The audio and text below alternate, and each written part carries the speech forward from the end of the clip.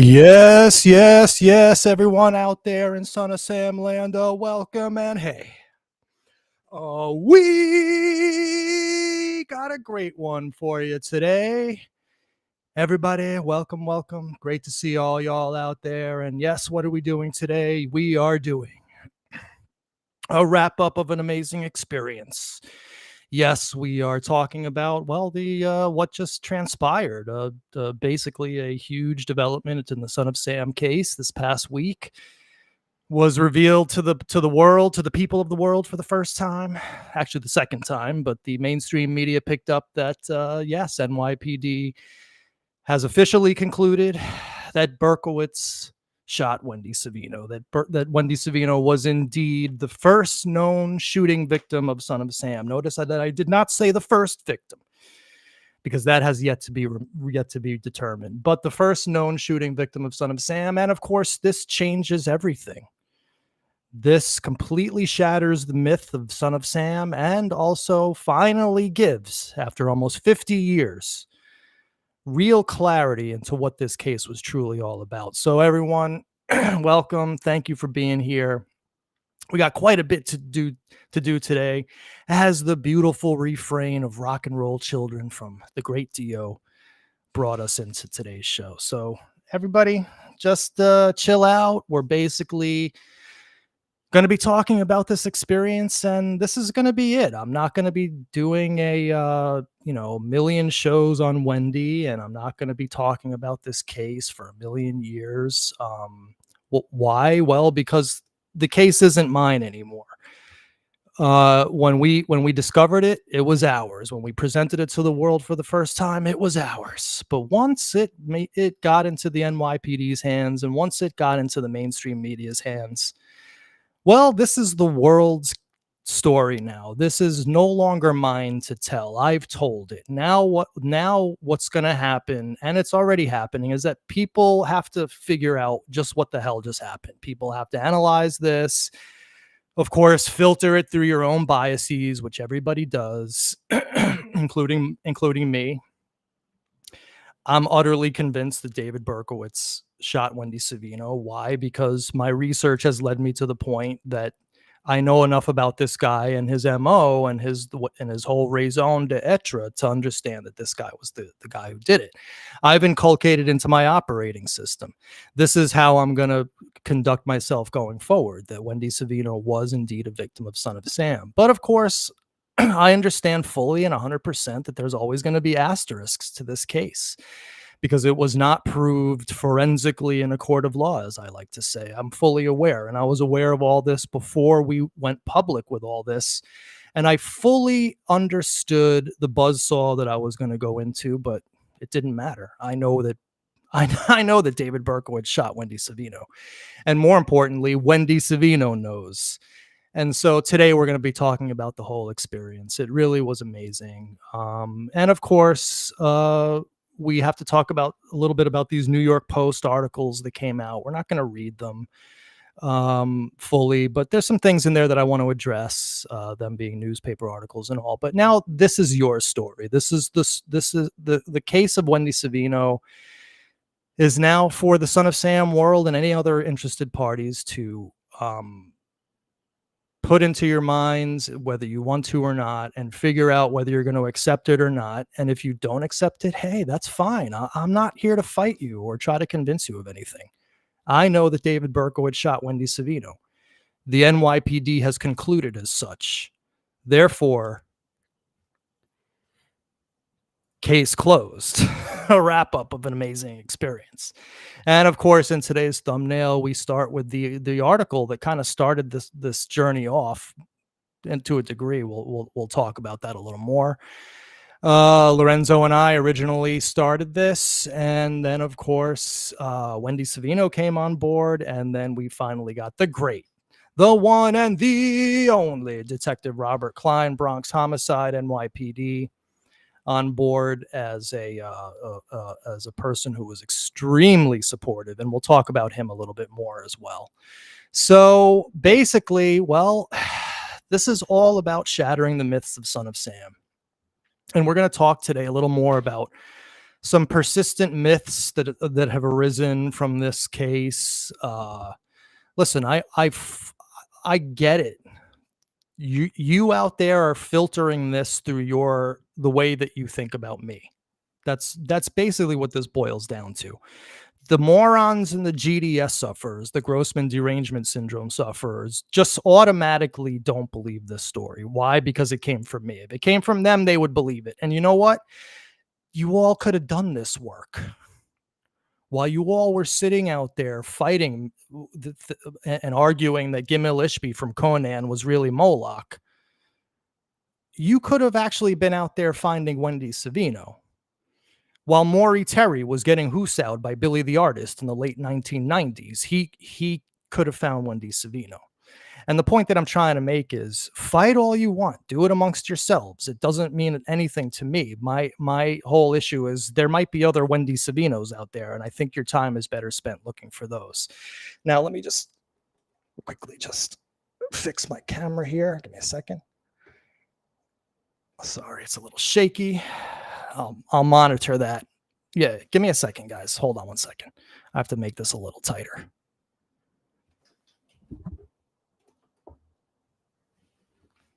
Okay, that should be better. All right, well, listen, this whole thing came about because Mike Lorenzo found a passage in Berkowitz's letters. And I found this actually just about 2 weeks ago, which I wanted to bring to your attention. This is from of course, the famous Abramson letters. And this was written by David Berkowitz. No one was left. It was just me and my guns. The last resort. Frankly, I went for broke. The good job in the post office meant nothing. I loved the job and I was a hard and honest worker. No doubt I had financial security for the future.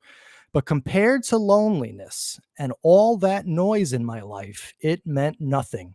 I felt hopeless. To hell with what anyone says. I felt justified. This dude's talking about how he felt justified going out shooting people.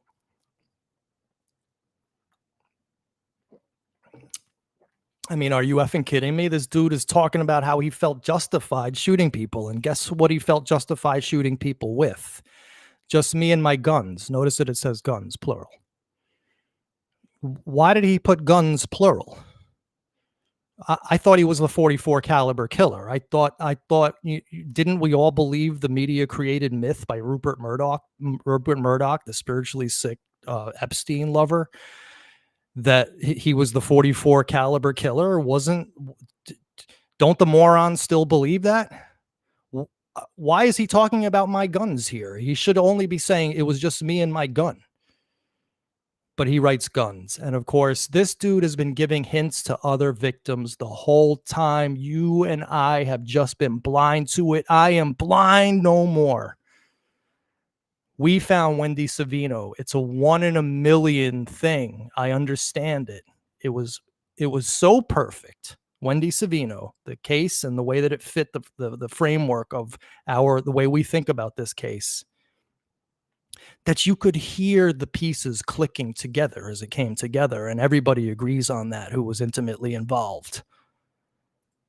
So, of course, this week, the case made the headline news, front page, New York Post.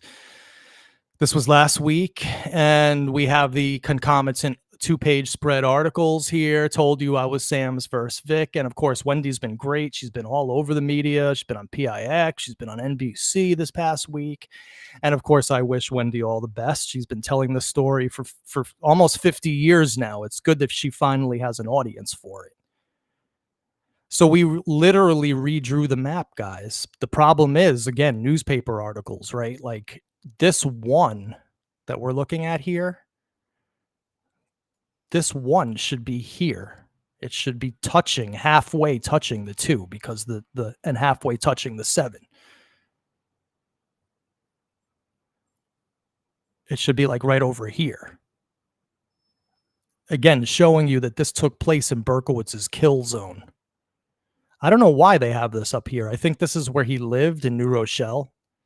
But this one wounded. And again, we redrew the map, guys. You and me. And all of us who've been part of this, We literally redrew the map, and that one should be down here. So that's just one error. And then there's another thing that came about. I don't really monitor what's happening with these idiots who talk about me. I mean, God bless them. But certain things do get back to me. And so there's some myths and mythology making and some fantasy making that I want to clear up. And this is one of them right here. So history would not have been rewritten if not for an eagle-eyed, Berkowitz-obsessed YouTuber named Mandy Grossman, who requested all of NYPD's files on the Son of Sam investigation and located the initial report about Savino's shooting. Now, this is obviously not correct. I did not request anything from NYPD. What I told the Post was that I had NYPD files from the People vs. David Berkowitz site. And listen, these articles are great. I really have no problem with them. Tina, Chris, Dean, they were awesome. They were very interested in this story, in this case.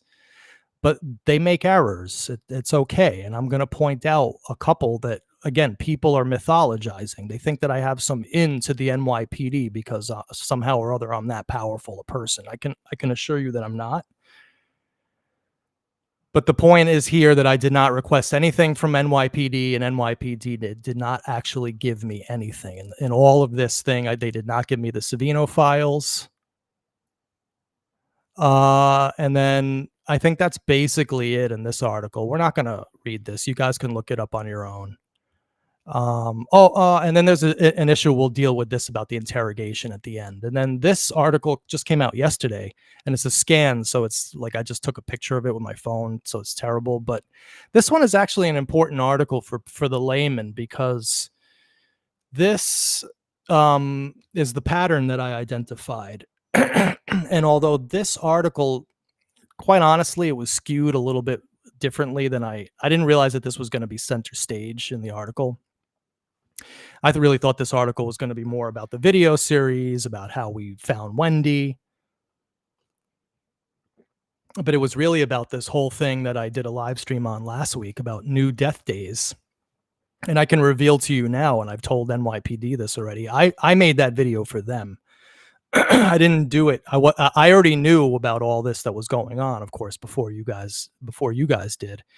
And I did that video the day before they interviewed Berkowitz, and I did that on purpose to give them all the information they needed to ask Berkowitz about this. And we'll talk about the interrogation, or interview is probably the better way to put it, because he wasn't actually being interrogated. But it was more like an interview, I guess. I really don't know. That's all semantics to me. But we'll talk about specifics later, because I was privy to some stuff and I wasn't privy to other stuff. But we'll talk about the interview a little later. But this article's a good one, and I'm happy that they actually did skew it in this way, talking about the letters, because this is the new trend in true crime. I don't understand why people are still talking about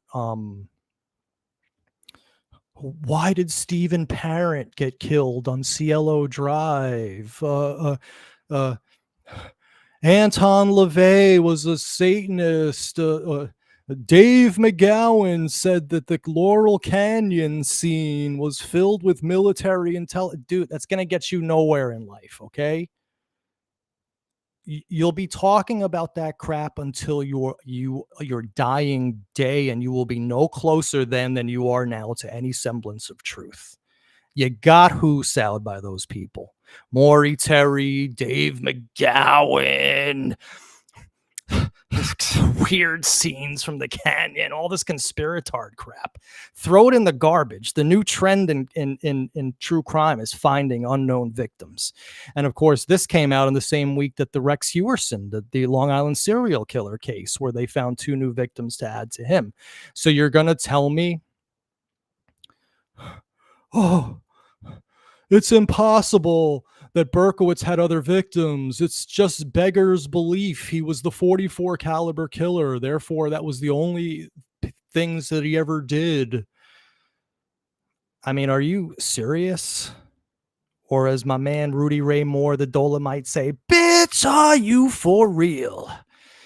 I mean, let's be realistic here and grounded and down to earth and accept the world for as it really is, not this Laurel Canyon business.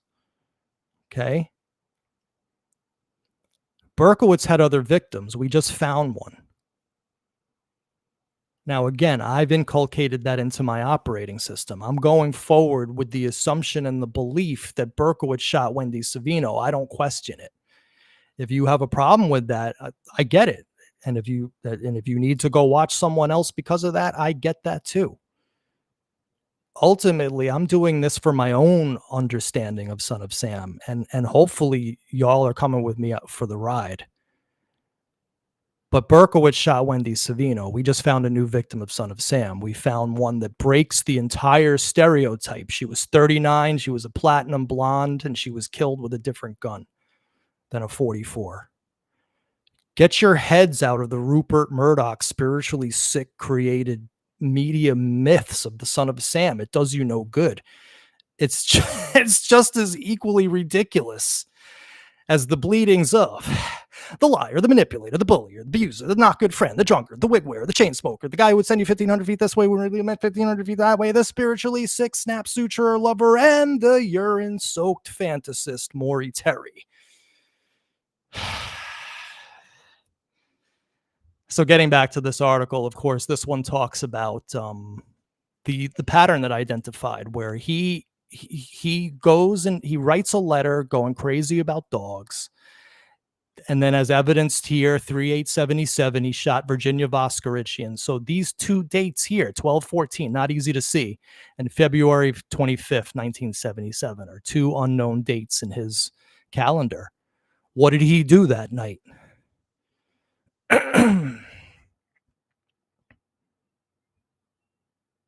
So I'm just thinking if there's anything in this article that needs to be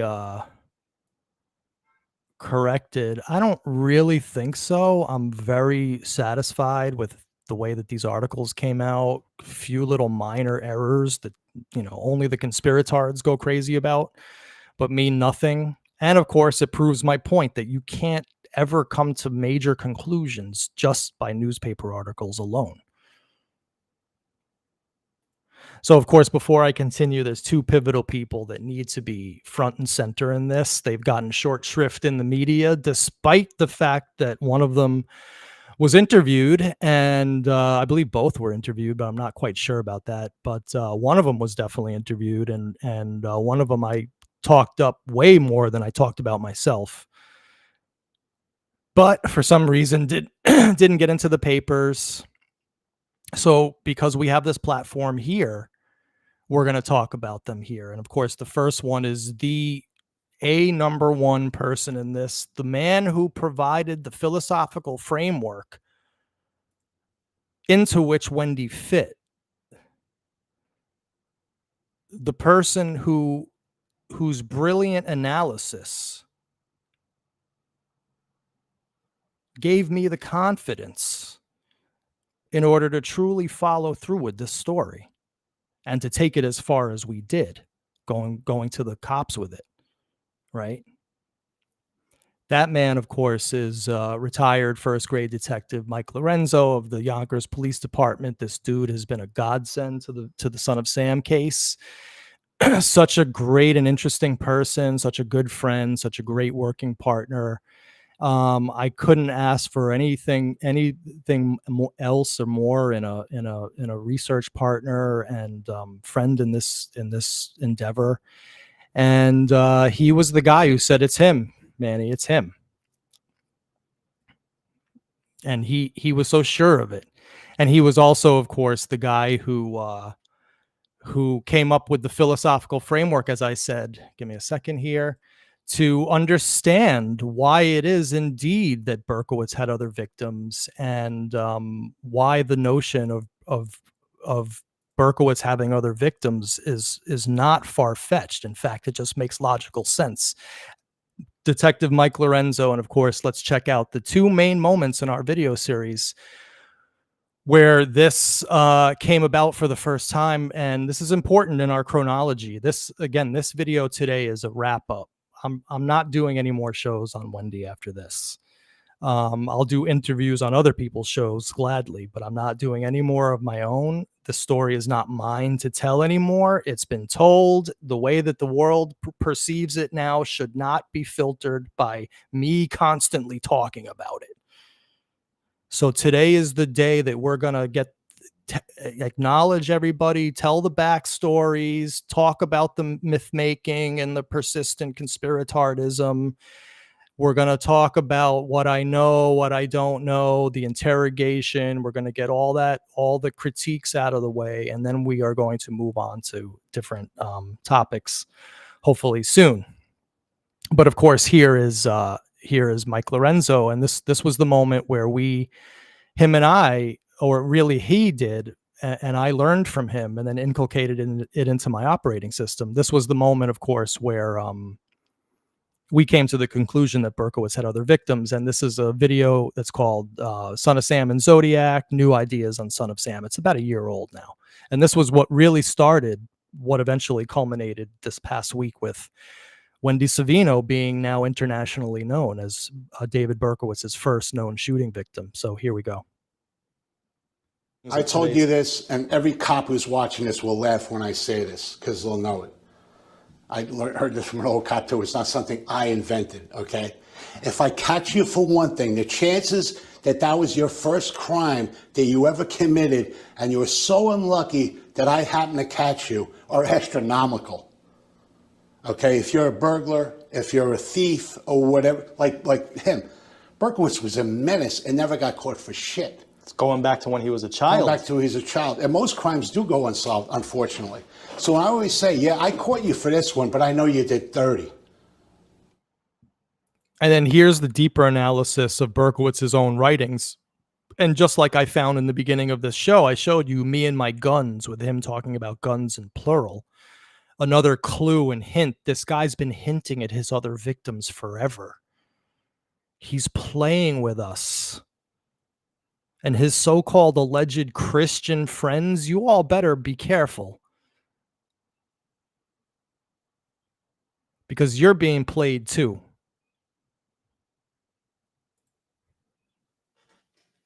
Now, here's a couple things which I want to broach that really stood out to me. Because the way he thinks and the way I read what he writes, people will always mess up. That's how you, not even intentionally, like they call a Freudian slip, or just subconsciously they put something in without thinking, oh God, that's my tell. It's like poker. Everybody has a little tell. Everybody has a thing where you could tell. It might mean nothing, but to me, it means something. I'm convinced of it. When he wrote in that letter to Abrahamson, or however Eric wants to say it, okay, Abrahamson, but he says, okay, now I already told you about the Lauria shooting, right? To kind of make it concise. My second attempt with the 44. Why would you say with the 44? Now, just before you continue on, I just want to let everyone know that this is from the August 13th, 1979 letter to Abrahamson, where he is talking about the Denaro shooting. And it says here, just specifically, let me read it. The second job, using police terminology, right, was the Denaro Keenan one. Both of them were sitting in a red Volkswagen and making out. This was my second murder attempt with my 44. Now, that stood out to you. Why? My 44. Again, he compartmentalizes, not with... okay, here, I'm going to run down the shootings. This was my second attempt with my 44. Well, he was known as the 44 killer. Why even bring it up? He was caught with the 44. Why introduce that phrase? Because in his mind, he has categories. This is what I did with this gun. This is the ones they got me for. Going back to, I caught you for 1 or I caught you for 10, it means you did 100.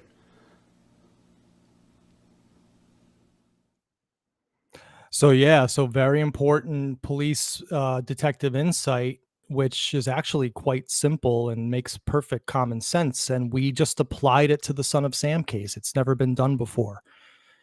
And Mike and I applied it to the Son of Sam case, and we found a case that fit And then we called the case study, in a sense, and to test our hypothesis. And the person who was shot said, I've been saying that it was Berkowitz since 1977. Where have you guys been? So without Mike Lorenzo, this never would have happened. So huge, huge shout out to Mike. Without Mike, we're not sitting here talking about this.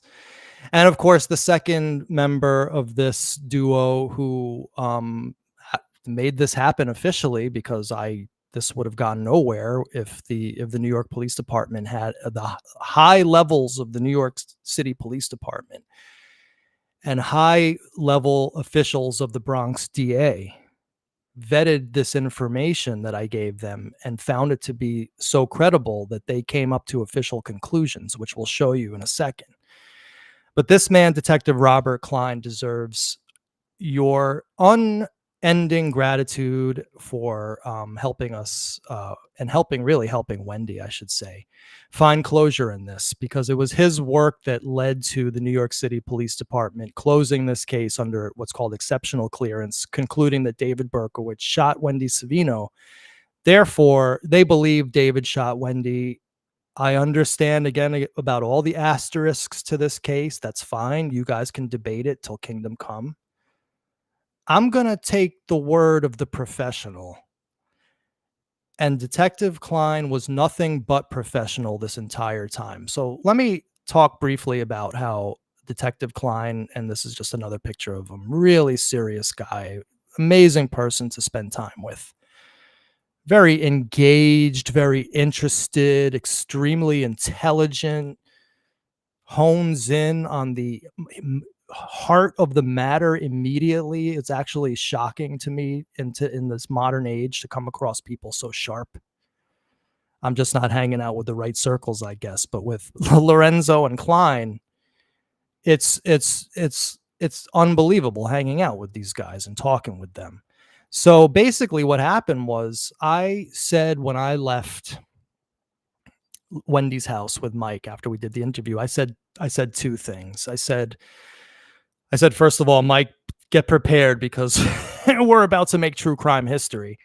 And number two, I said to Jay Savino, her son, I said, Jay, this isn't academic for me.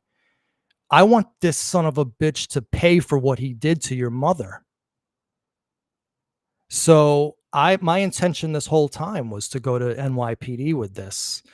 And through various means, I came across Detective Klein online, and I immediately pegged him as someone who would be able to help us if indeed there was something to help us with. He seemed very, again, like an engaged, bright person who actually cared about his job. So important in this world to actually care about what you're doing. And I came across that New York Times article, the front page of which I saw here, and I realized this guy's in the Bronx. He can help me. I found him online. I sent him a direct message, and just like when I called Wendy, and I thought that I was just sending something into the circular file cabinet, sending it into the ether, and it wasn't going to come back and ricochet or echo back on me. I thought sending this guy a message, I would never hear from him. I certainly didn't expect within half an hour to get a message back, not only interested, but like really interested. So this guy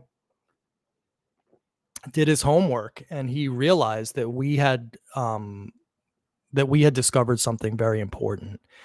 And he rightly got on board and supported us every step of the way, up to and including interviewing Berkowitz about this and coming to the official conclusion, which we will read together in the next slide.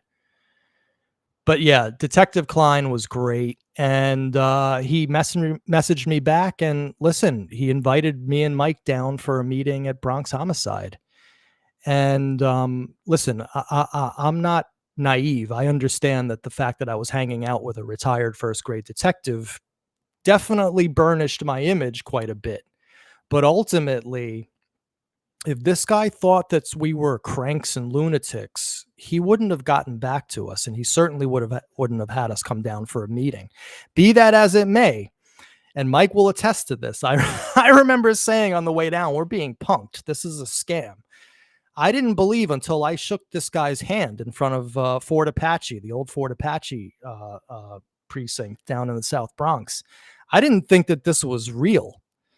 And the next thing I know, we're having a meeting with him and his team, and we're basically debriefing them. We're giving them all of this information that we collected through years of research of Berkowitz and knowing him, and then Mike's addition to it as well, which was, of course, equal or if not more important to this whole thing. And they took it and they went with it. So this was an amazing experience working with Detective Klein. And one thing that both him and I agreed that we wanted to mention more about and to really highlight was this almost unprecedented coming together of civilian and law enforcement. And in my opinion, and I'm not going to speak for Detective Klein, but in my opinion, it's very important that law enforcement start to realize that there are people out there in YouTube land who can help you. Yes, there are a lot of lunatics. There are a lot of cranks, conspiratards, nutcases, and crazies out there. I've dealt with them in Son of Sam, and in some regard, I still deal with them in Son of Sam. They're out there, they're legion, they outnumber us a million to one. But Detective Klein saw something in our video series that struck him as real, and he told me this was unprecedented. He never did this before. And he brought us in on this investigation, and he closed it out. Starting with our information and after speaking to David Berkowitz, they closed it out. So this is something that I think should be instructive. I think that there should be better relations between the true crime world and law enforcement. And we should work together on these cold cases because law enforcement does not have the time and, in a sense, the reach that the citizen has. Okay. And mainly the time. And also the focus, because I focused on Son of Sam. I brought literally over 30 years of my life to Detective Klein, and he used that 30 years of research to put together his information and close out the Savino case, naming Berkowitz as her shooter. So he couldn't have done that on his own, and he even said it to me that he could not have done this on his own, at least not in the time given. Okay. And this guy's super sharp. I mean, we're talking about the Son of Sam case, and he already is like an expert on it in a sense. Like he knows things about it that really are very surprising that he knows about, because it's high level stuff that he picks up on. So really, really great guy. He deserves huge amounts of kudos. Detective Rob Klein, NYPD. Now, what is the official conclusion of NYPD? So we're going to read it now together, you and I. This is the conclusion of the case report. I do not have the whole thing. This is all that was shared to me with NYPD. I took what I was given, and I was very grateful for it all. Why? Because at any moment, these people could have laughed us out of the room, and they didn't. They not only took us seriously, they took it to the nuclear level. They went to Berkowitz, they went to Wendy, they concluded what we're about to read for you. EC case summary. In light of these facts, it is the opinion of the investigators of the Bronx Homicide Squad that probable cause has been established that David Berkowitz is responsible for the shooting of Wendy Savino.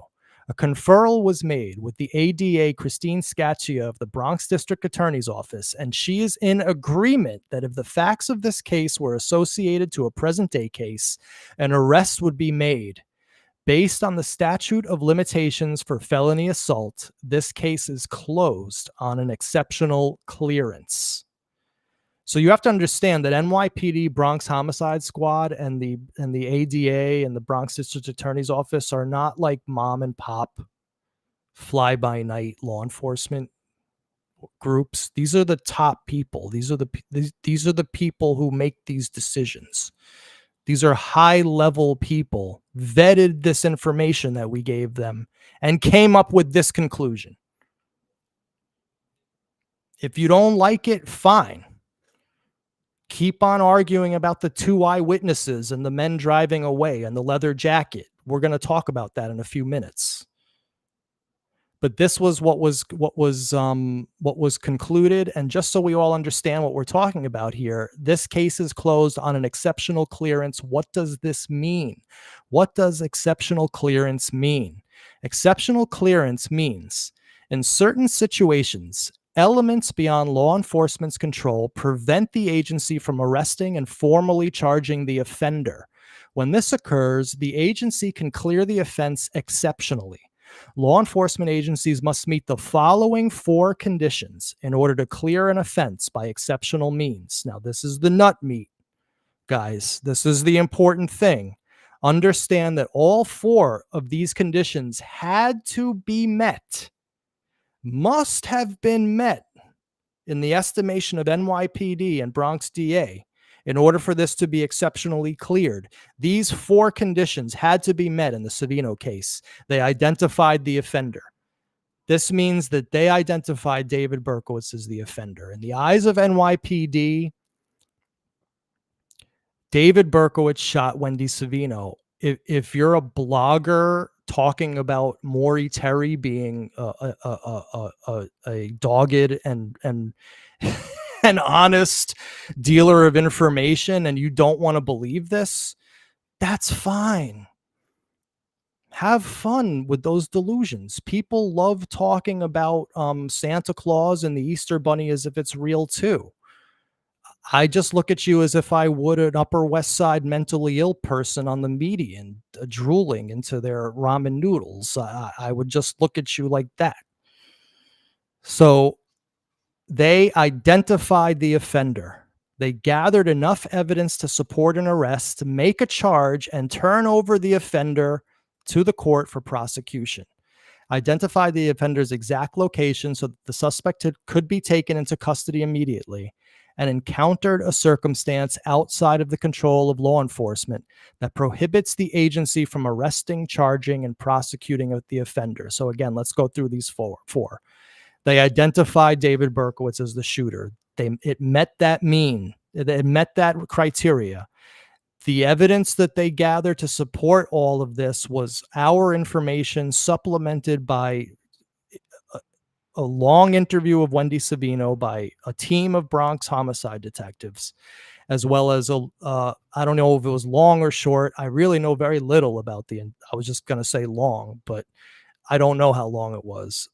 Interview of David Berkowitz. So they gathered enough evidence to support an arrest, make a charge, and turn over the offender. They identified the offender's location. Yeah, they know he's in jail.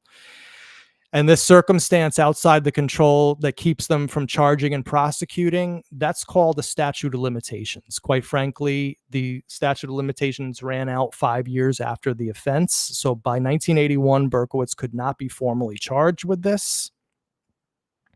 Again, it's an asterisk to this case. It's something that I accept will always be out there and never to be taken back.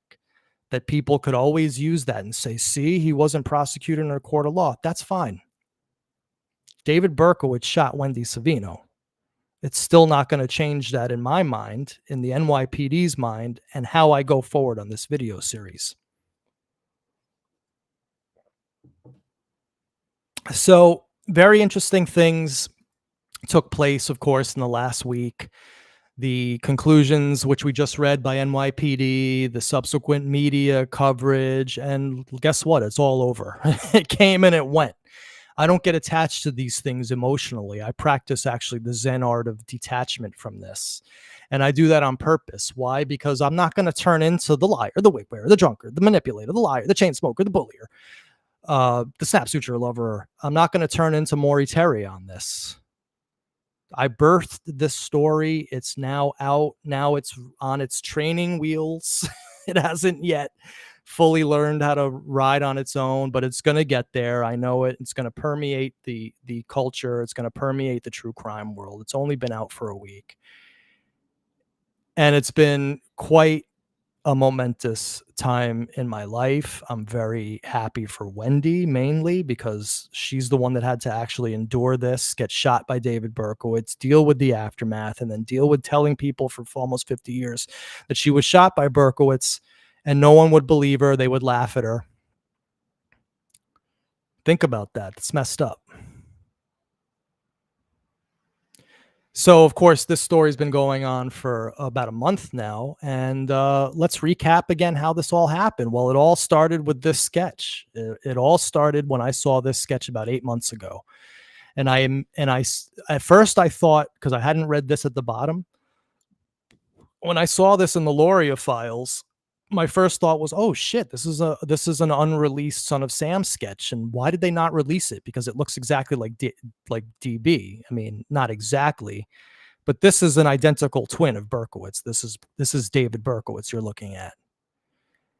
And it immediately struck me, and I was immediately taken with this sketch, and it just, something happened in my brain with this thing, and I never got it out of my head. But I looked at the date, 5/5/76, and I said, well, it's before Son of Sam started. It can't be Berkowitz. And because this sketch was alone in the files, I didn't see the associated DD5 with it, so I didn't know what the circumstances were about. I had no idea what this sketch was or why it was in the files. Then, of course, we find it. We find it about a month and a half ago. Mike Lorenzo finds it. He's looking through the files. This was on page 49. The sketch was on page 108 or 109. I'm not sure which. They were like 70 pages apart. And of course, this talks about the Wendy Savino case. And this file is inserted into the file of Donna Lauria, right? Homicide of Donna Lauria. Some detective, this is the person, whoever did this, whatever detective wrote this up, and stuck it in the Lauria file, this is the person actually who's responsible for all this ultimately, because some detective back in the old days thought enough about this case to include it in the files of Donna Lauria, where in 2024 Mike Lorenzo found it, and we realized that it was the same MO as David Berkowitz, taking place in the same kill zone as David Berkowitz, with the same exact description as David Berkowitz, right? Curly black hair, right? And then Mike finds this article, of course, from the New York Times about the case. And one paragraph sticks out to me. The police said that Mrs. Savino was able to supply a description of her assailant, who had walked up to the car, smiled, and fired 5 shots at her at near point blank range. And my mind immediately turned to Berkowitz's Abrahamson letters.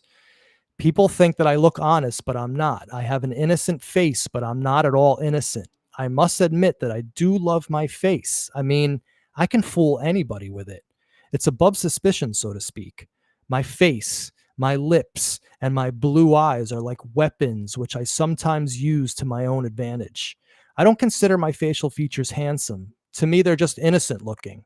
I was very aware of its usefulness during my crime spree. Christians, are you still with this guy? Wendy Savino noticed his lips and blue eyes. She noticed the smile.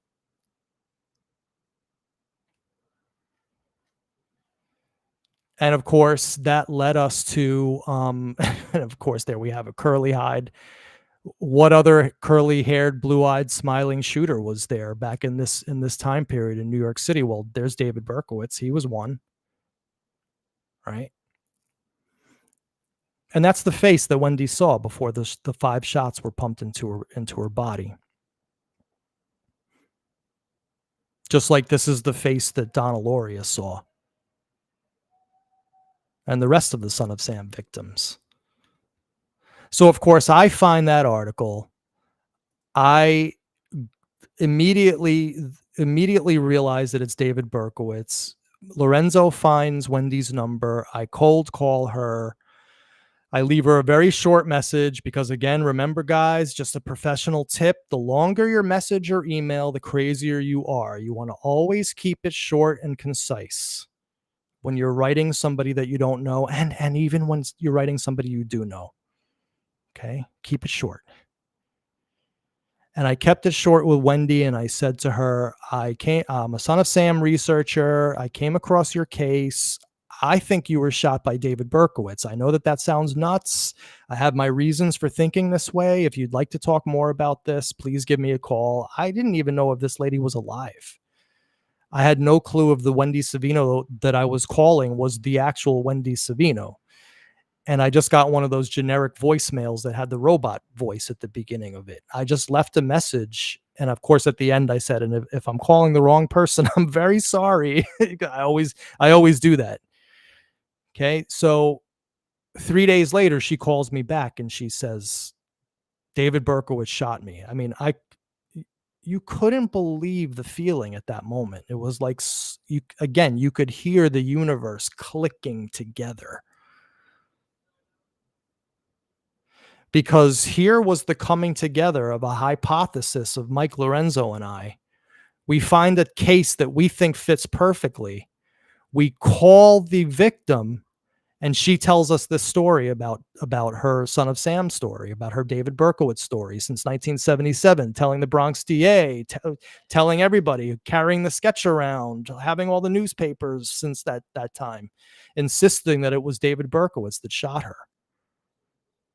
So we became the conduit through which Wendy told her story. I didn't tell her story. She told her story.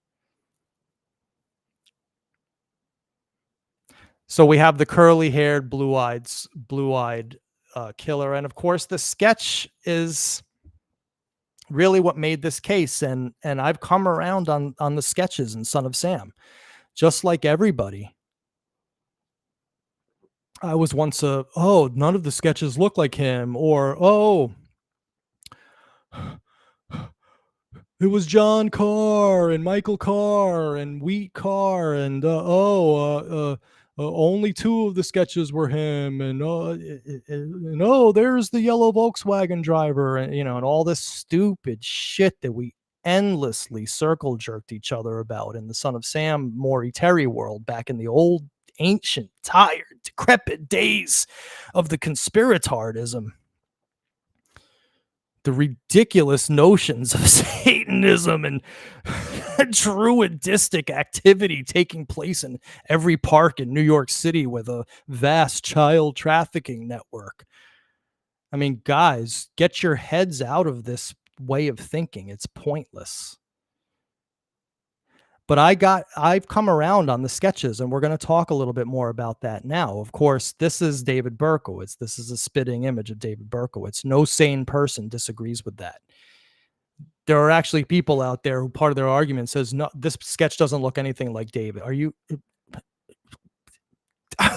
for real? You got to be kidding me if you don't think this looks the spitting image of David Berkowitz. So I'll just ask those of you who might not believe in the Savino story, just as a little counter argument, something to think about. Can someone tell me what Berkowitz identical twin was going around in the same time period as Berkowitz, with the same MO as Berkowitz, in the same exact kill zone as Berkowitz, and then never did it again afterwards? Right? Because we don't have any reports of this Berkowitz identical twin doing any similar shootings afterwards. The only reports we have afterwards in that same time period with the same MO and in the same exact kill zone was David Berkowitz.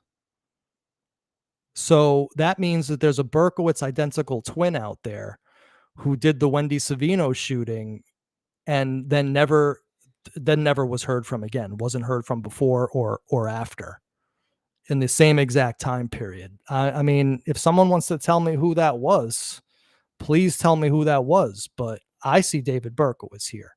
And of course, all sane people do as well. If you put the sketches together, they line up perfectly.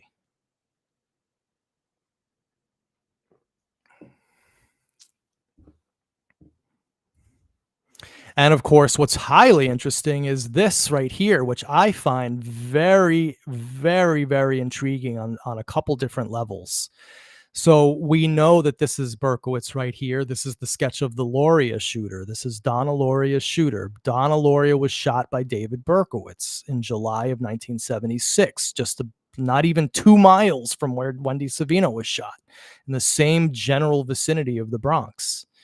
So this is David Berkowitz. Notice how this Savino shooter looks more like Berkowitz than actually David Berkowitz, because this here on the right is actually David Berkowitz, a sketch of him, of DB. Now, I've gone through this a million times on other shows. We're not going to talk about how they're identical in nature here. Male, white, 5'9", 160 pounds over here. Male, white, 5'9", 160 pounds over here. Curly, dark hair over here. Curly, dark hair over here. What I want to talk about is the length of the hair. I find it very interesting that the hair here, this was done in the Savino sketch was 5/5/76, but the shooting was done in April. This was done in July, but the sketch was done in August. But you're talking about April to August, April, May, June, July, 4 or 5 months. This is 4 or 5 months of hair growth right here. So what does this indicate? It indicates that Berkowitz didn't cut his hair between Savino and Loria. Also indicates to me, now this is just me speculating, this is a sign of his mental deterioration, right? He was just letting his hair, I know I know what you're saying, but he was just letting his hair grow out willy-nilly. There was no style here really. Whereas here it was nicely coiffed in a way. It was slicked back. By the way, I just listened to Sal Lupo's tape of their shooting. He describes him exactly like Savino. He said that the hair was slicked back. There was no part. It was slicked back. And we know that David Berkowitz did that as well. So this comparison between Loria, which is Berkowitz, and Savino, which is Berkowitz, is highly interesting for me because of the hair length. And of course, there's a comparison between Savino and Voskerichian. And of course, Berkowitz shot Virginia Voskerichian. There's no doubt about that he did all of the Son of Sam shootings. And now we know Savino is added to that list, and God knows who else that hasn't been found yet. This is the same person. And of course, this is the Moskowitz shooter. Very similar.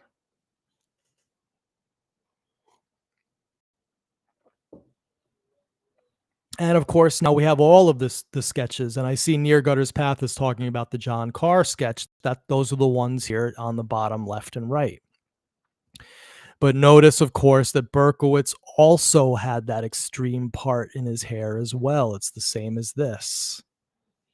Berkowitz changed his hairstyles for different shootings. When he shot Lomino and Damasi, he had this hairstyle. When he shot Voskerichian, he had this hairstyle. When he shot Loria, his hair was longer. And when he shot Savino, he had this hairstyle. Okay. So we got to talk about persistent myths, fairy tales about the Wendy Savino case. And of course, I saw this on Twitter today from Scott Adams that people rating at the lowest level of awareness, they know what is true and what is not.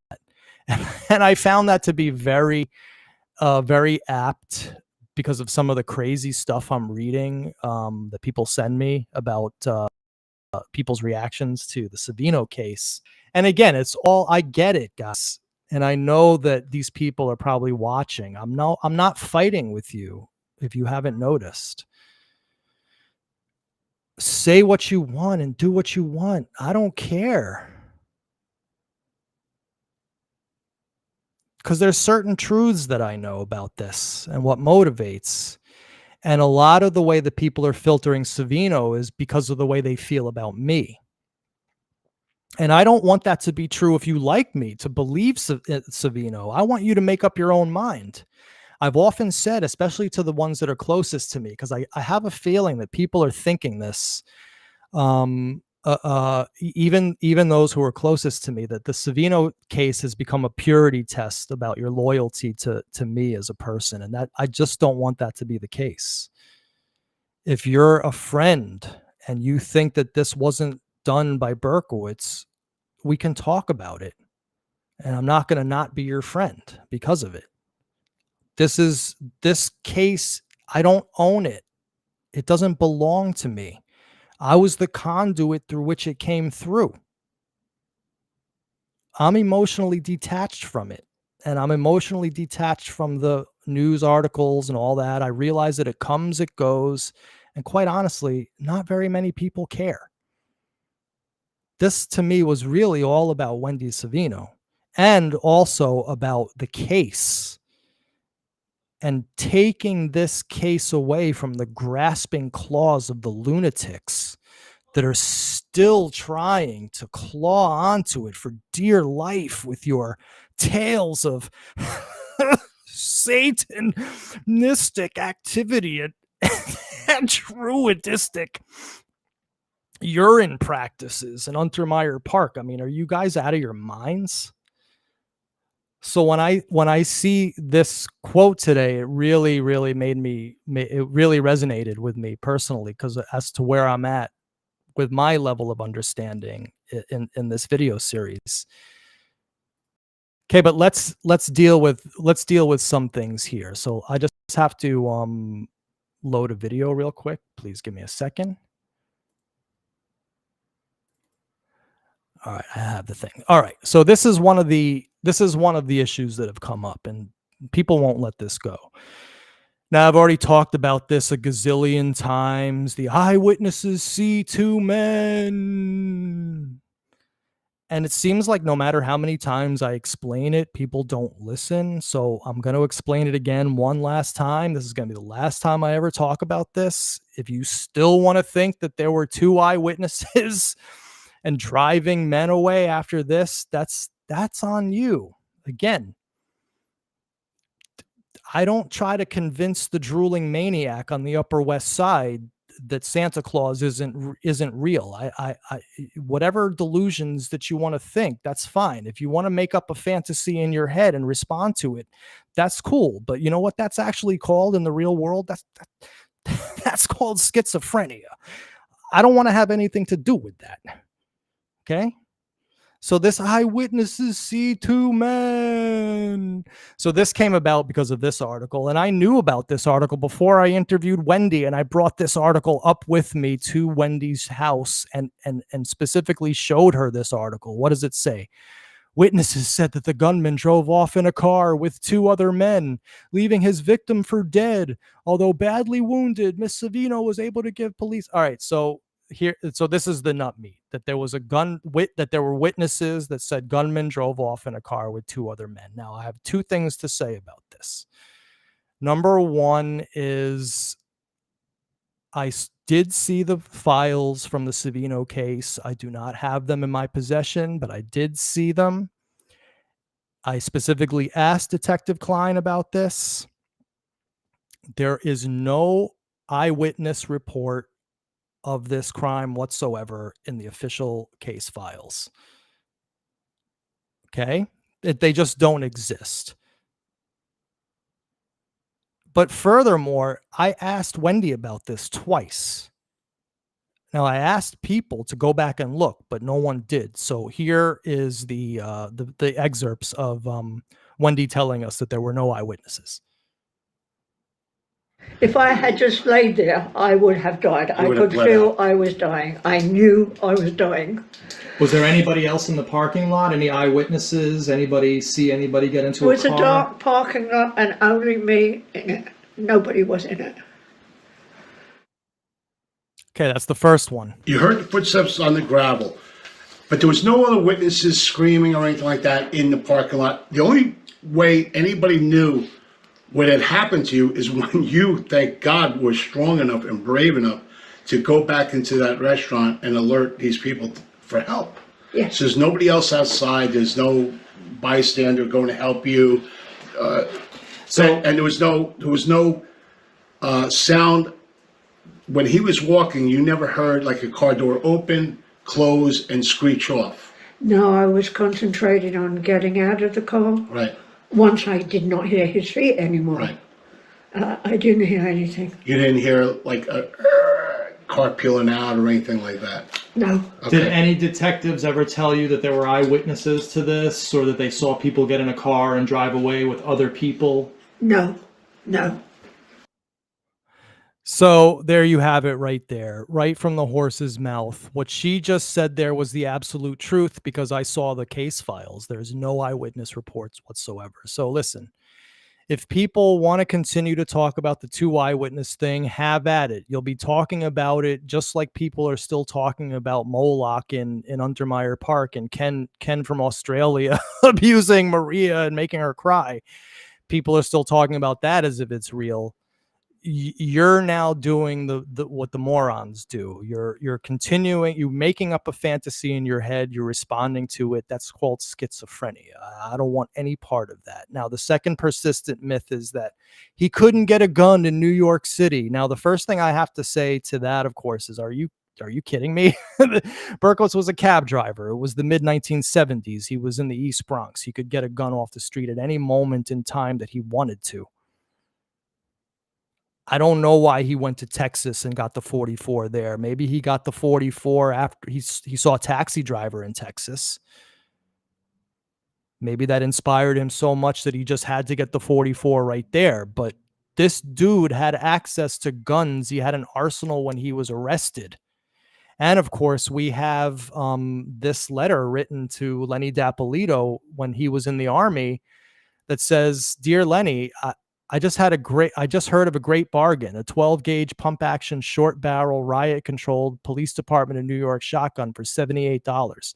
I will probably get one by next paycheck. If you are interested, let me know. It's really great. They also have pistols, rifles, etc. Love, Dave," crossed out, Master of Reality. So again, they also have pistols, rifles. So if you want to talk to me that Berkowitz didn't have, that Berkowitz couldn't have gotten a gun in New York City as a cab driver or off the street. I mean, that's part of one of the scenes in Taxi Driver. Easy Andy's a gun dealer. That's where Travis Bickle gets his 44. So again, if you want to have this argument, this circular argument that Berkowitz didn't have a 32 or he couldn't have gotten another gun, I mean, that's just ancient, tired, old, and decrepit thinking. That's thinking of the past. That's fitting your understanding of Son of Sam into the framework given to you by Rupert Murdoch. I don't want to do that anymore. We over here at the Grossman Files have given you a much wider palette to work with and a much more realistic philosophical framework into which to fit Son of Sam. And it's one in which he was a stalking sniper who used any weapon at his disposal.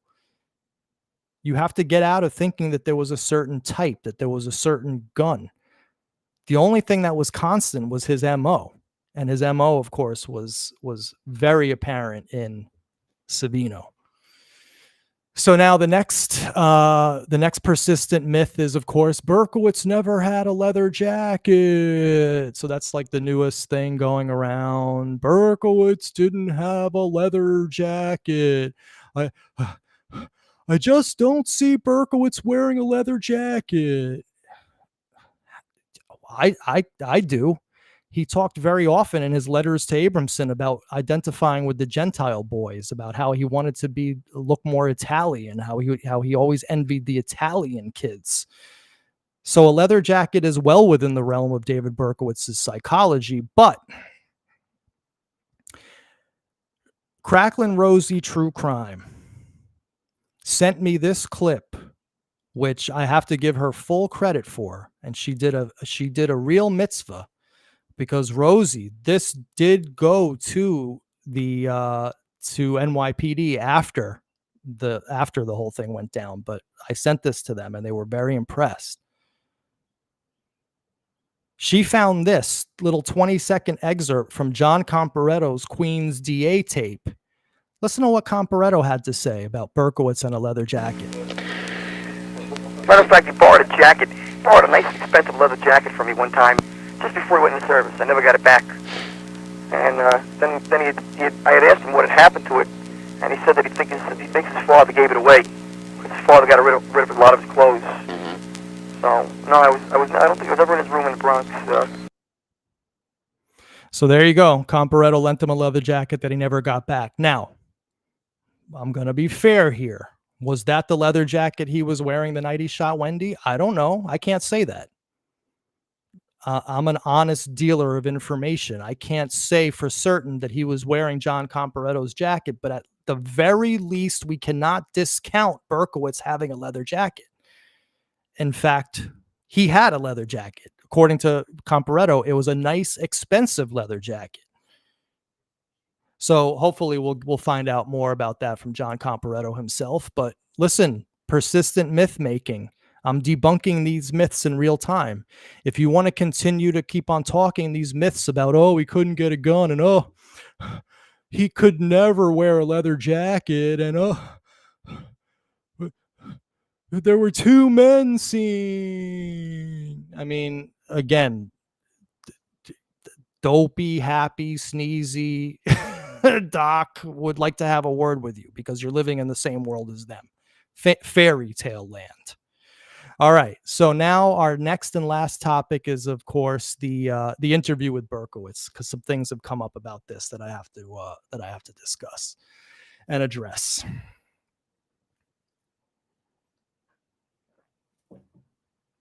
So, of course, the whole notion was Berkowitz tipped off in the first place, and the answer to that is yes. Berkowitz was tipped off.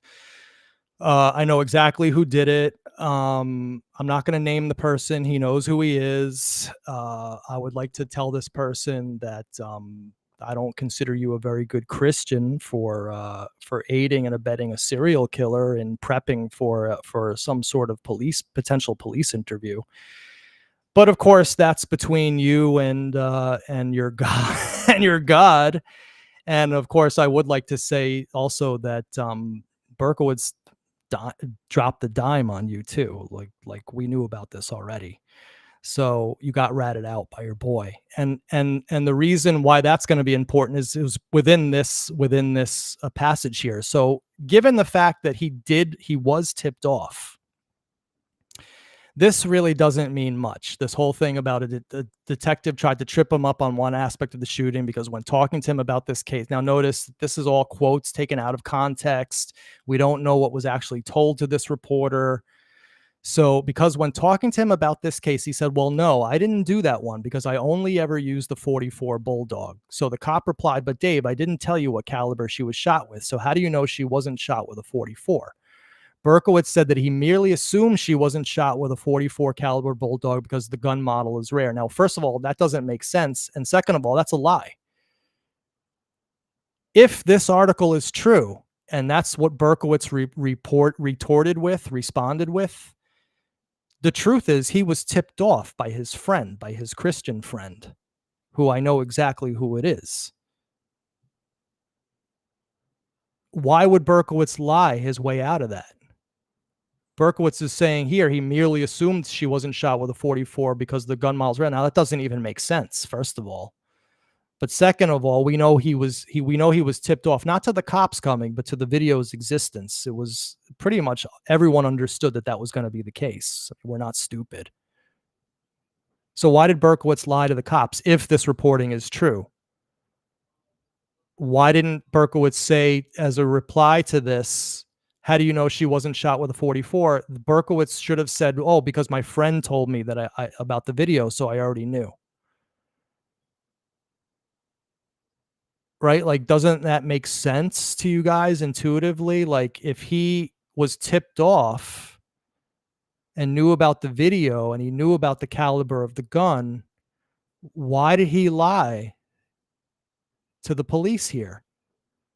This should have been him saying, oh, I already knew because of the video. I already saw the video. So if this reporting is true, which we do not know because it's a newspaper article, Berkowitz lied to the police right here. That does not portend well for David Berkowitz in this interview. Now, the second thing that Berkowitz did confirm, because I did get a few little tidbits about the interview. I didn't get full debriefed. I didn't get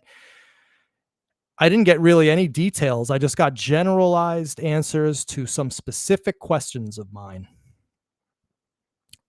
The first was that Berkowitz confirmed my pattern identification.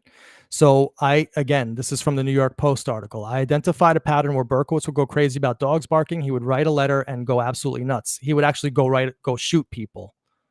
And that talks about all these letters here. Berkowitz confirmed that this is true. So David Berkowitz himself has confirmed that a major thesis of Manny Grossman is indeed the case. And then finally, and my most important thing, which cannot be explained, in my opinion, rationally, is this issue of the important issue Berkowitz would not address. Now, the day before the cops interviewed Berkowitz, I had a meeting with them where I basically ran through the evidence again. There was like a lot of people at this meeting. It was on Zoom. I don't even know who, I couldn't even see half of them. I mean, I don't even know who was there, but it was a lot of very heavy duty people at NYPD. And I was repeating everything that I basically talked to you. I was giving them a show on the air, essentially. And Klein asked me, he said, are there any questions that you would ask Berkowitz at this interview? And I first demurred because I'm not a cop. I've never had I don't know. Like that's, this is insane. I'm in this position. Like, wow, this is crazy, but what he was just basically asking me was like, not to give him advice, but just a question. So the main thing that I wanted to find out was, where the hell was David Berkowitz? Because remember, he left the Cassara home on April 8th, right? Again, with this pattern where he ran outside ranting and raving. Then he went outside and paced the sidewalk carrying on, very crazy. Then he leaves the apartment in this emotional state, going crazy about the dogs. He leaves on April 8th. Wendy shot on April 9th the next day. That fits in perfectly with my pattern here. So I wanted to know from Berkowitz where he was from April 8th to April 15th, because he didn't move into Pine Street until April 15th. So there's a week unaccounted for. I think that that's very important. Was he staying at the Gun Hill Motel right around the corner from Nina's restaurant? I'd like to know that. Berkowitz would not address this issue. He said he didn't remember. Bullshit. I remember every move I've ever made, and I certainly would remember moves that I made in an angry state. I certainly would remember a move that I made where I didn't have a place to stay for a week and I had to stay at a hotel, stay in my car, stay at a friend's house. I would remember that. Berkowitz would not answer this question. He said, I don't remember. My ass. Berkowitz remembers. He knows exactly what he did. This is a little secret that he loves keeping. And this is how he's going to manipulate all of his marionettes now. He's going to manipulate them with this. All his Christian friends, oh, did you do this? David Berkowitz is no Christian. I'm sorry, guys. And David, I don't give a shit about your Christianity. I want to know about the crimes. I want to know about Wendy Savino. But ultimately, it doesn't matter, because as we know, NYPD, as we see again, we'll read it again together. The official conclusion of this: it is the opinion of the investigators of the Bronx Homicide Squad that probable cause has been established that David Berkowitz is responsible for the shooting of Wendy Savino. A conferral was made with ADA Christine Scacchi of the Bronx District Attorney's Office, and she is in agreement that if the facts of this case were associated to a present-day case, an arrest would be made based on the statute of limitations for felony assault. This case is closed on an exceptional clearance. So essentially, case closed, guys. And that's basically all we wrote. I got everything I wanted to talked about. And let's go back into the chat and see if there's any questions, because I really wasn't paying attention. Sorry, guys. I'll look back here for a few minutes here and see what's going on.